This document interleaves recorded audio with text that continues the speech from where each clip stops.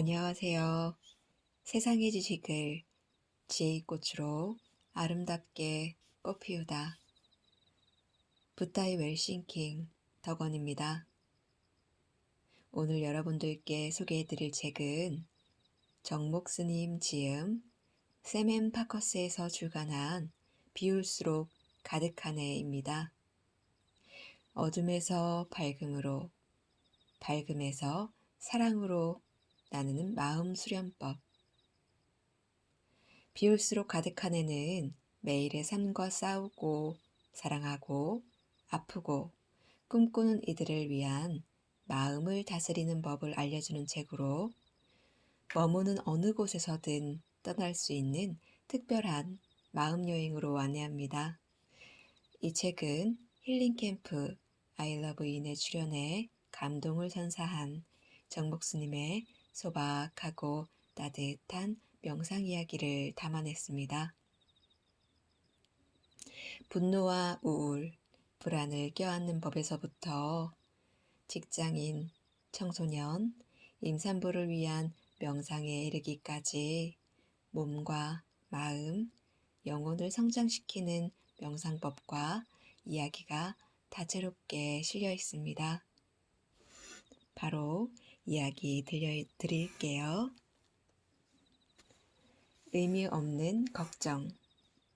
옛날에 장터를 떠돌아다니며 재주를 부리는 아버지와 딸이 있었습니다.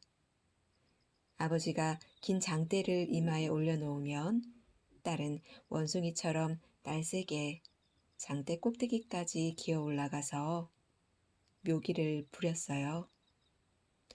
위험천만하고 아슬아슬한 묘기가 끝나면 구경꾼들은 환호를 하며 이 부녀에게 엽전을 던져주었습니다.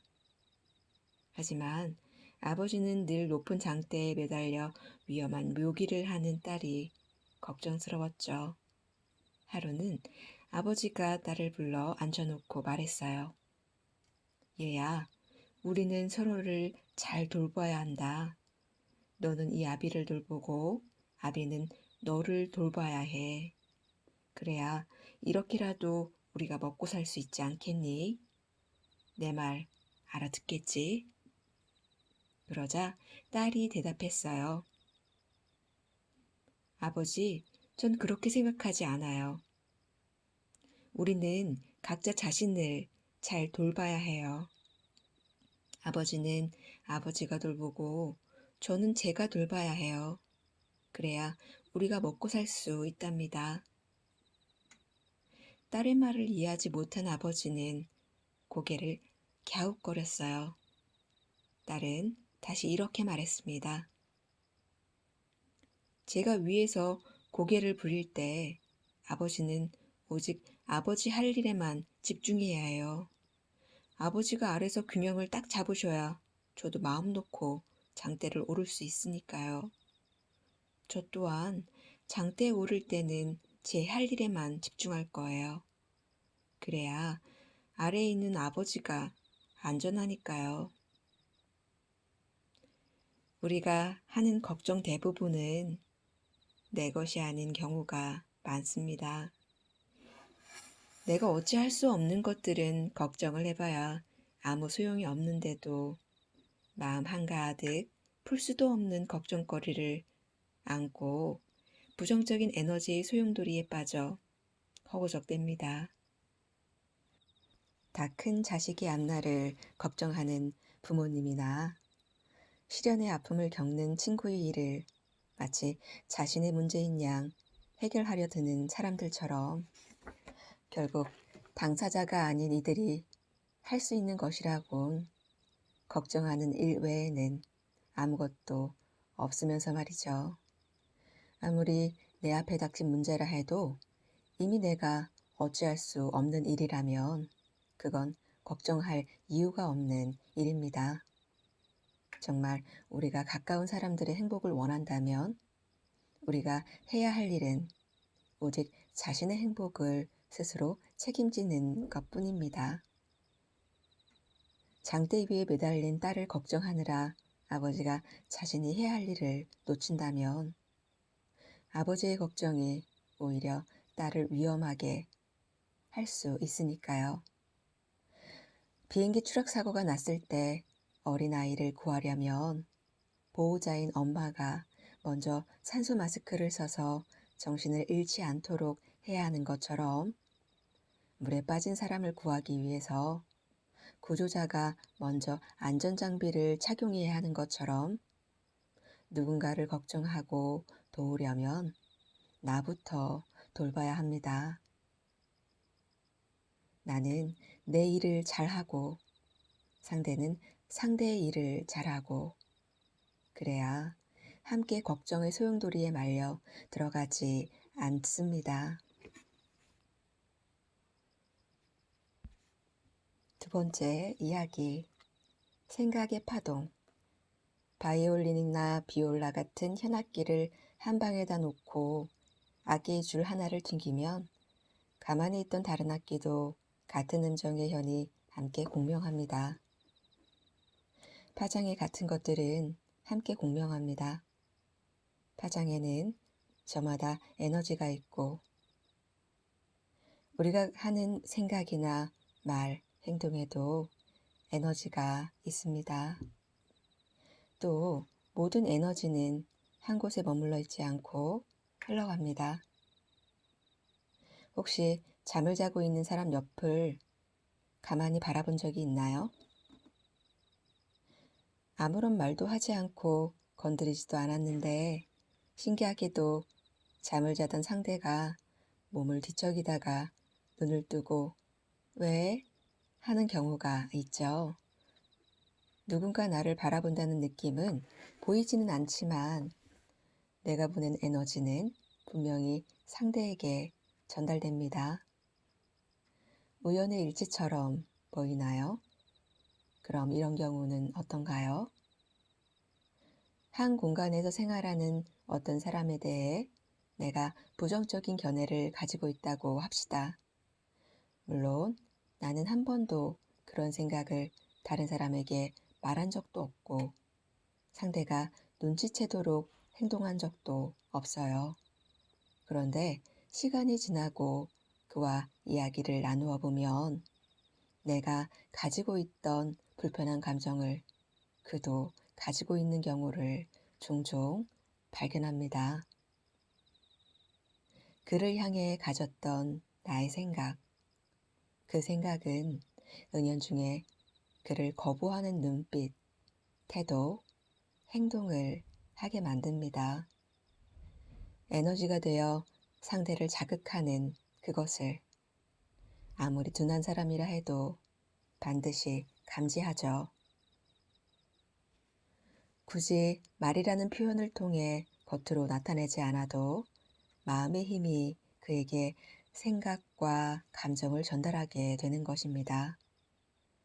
이것이 바로 마음 에너지입니다. 우리가 만든 이 에너지들은 눈에는 보이지 않지만 언젠가는 우리의 미래와 사람들과의 관계에 영향을 미칩니다.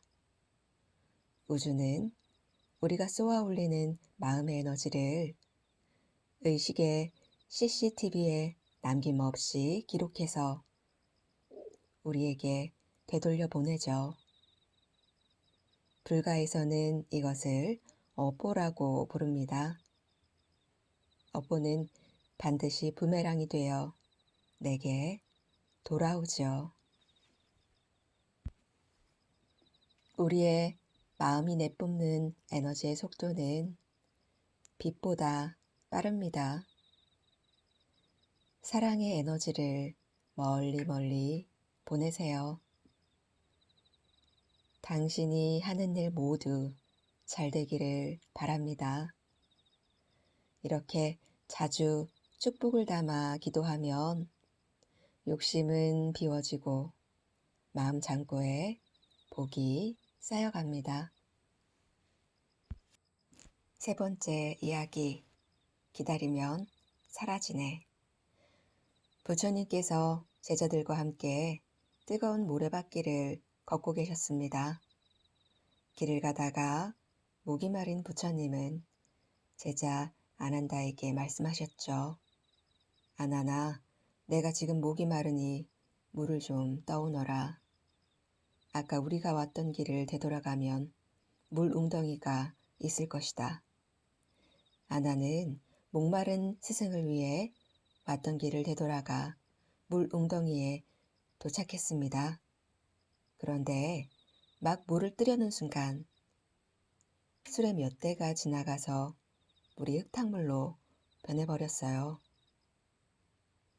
어서 스승님께 물을 가져다 드리고 싶었던 아나는 웅덩이로 들어가 흙탕물을 가라앉히려고 손으로 물을 휘저으며 맑은 물을 뜨려고 했습니다. 그런데 웅덩이의 물은 아난이 가라앉히려 애를 쓰면 쓸수록 더욱 뿌옇게 변해버렸죠. 아무리 애를 써도 물이 맑아지지 않자 아나는 포기하고 다시 부처님께 돌아갔습니다. 부처님, 아무래도 그 물을 마실 수가 없을 것 같습니다. 조금만 더 가다 보면 분명 물을 구할 만한 곳이 있을 것입니다. 그러나 부처님은 아난에게 왔던 길로 다시 돌아가라고 명하십니다. 아니다, 아나나. 지나온 길로 되돌아가 그 웅덩이의 물을 가져오너라. 그 물은 분명 마실 수 있는 물이니라.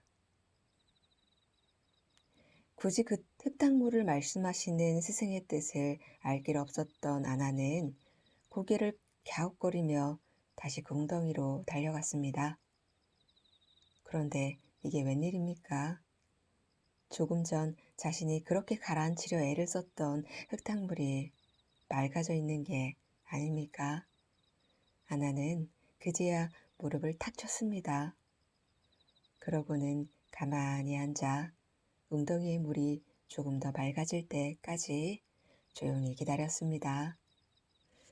잠시 후 나뭇잎들이 천천히 떠내려가고 일어났던 흙과 쓰레기들이 아래로 가라앉자 웅덩이의 물은 수정처럼 맑아졌습니다.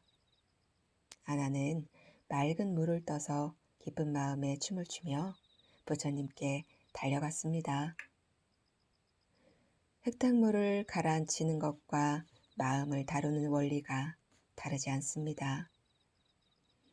마음이 흙탕물처럼 뿌옇게 일어나 갈피를 잡지 못할 때 우리가 할 수 있는 건 마음의 흙탕물이 스스로 가라앉기를 기다리는 일뿐입니다.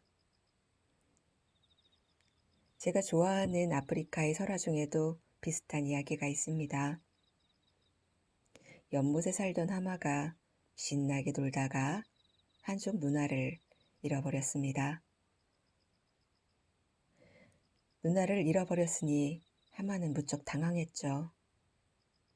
잃어버린 한쪽 눈을 찾기 위해 허둥지둥 연못을 휘젓고 다니기도 하고 물가에 사는 동물들을 만날 때마다 혹시 내 누나를 못 봤니? 하며 묻고 다녔죠. 결국 누나를 찾지 못한 하마가 불이 죽은 채 앉아 있는데 악어가 다가와서 말했습니다. 하마야, 너도 나처럼 가만히 기다려봐. 그럼 네가 찾고 있는 걸 발견할 거야. 하마는 악어처럼 꼼짝도 하지 않고 연못만 뚫어지게 바라봤죠. 그러자 물이 맑아지면서 서서히 연못의 바닥이 보이고 바닥에 떨어진 하마의 잃어버린 한쪽 눈을 발견합니다. 아난이 구하려 했던 맑은 물과 하마가 찾고 있던 한쪽 눈알은 우리의 본래 마음입니다. 평화롭고 자비로운 본래 마음은 어디 멀리 딴 곳에 있는 게 아니라 이미 우리 내면에 있죠. 다만 우리 마음이 매 순간 흙탕물을 일으키고 그 물을 억지로 가라앉히려고 허둥대다 보니 본래 마음을 제대로 보지 못하고 있는 것입니다. 마음에서 분노의 흙탕물이 일어났을 때도 마찬가지입니다. 화를 억지로 누르려 하거나 화를 풀어보려고 고함을 지르고 물건을 던지고 폭언을 퍼부으며 날뛰면 분노의 불길은 더욱 크게 번져갑니다. 아난이 웅덩이에서 맑은 물을 기다리듯 하마가 연못에서 누나를 찾듯 그저 조용히 자신의 마음을 응시해 보세요. 고요하고 평화로운 본래의 마음이 서서히 모습을 드러냅니다.